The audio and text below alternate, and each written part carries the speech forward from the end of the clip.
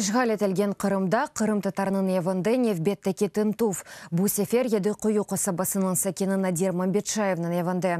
Русия құқи низам құройджилары өз әрекетлеріні 2016 сенесі белгесіз ғайып олған Энвер Маметовның қыдыруы еле анлата.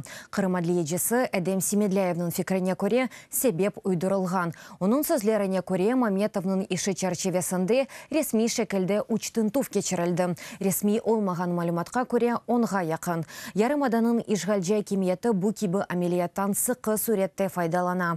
Уйдырылған ве онайтлы жинайы ишлеріні қоланып, Қырым татарларының евлерінде тынтувлеріні кечерелер, дей адвокат Семедляев.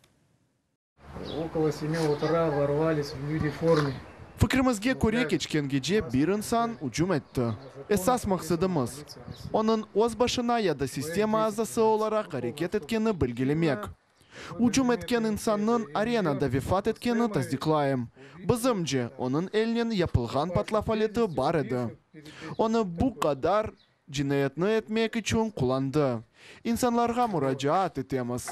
Vakıya malumatları ile mütekirlik etmemek ve malumatını paylaşmak. Bu ciddi mekaslı takikat olacak.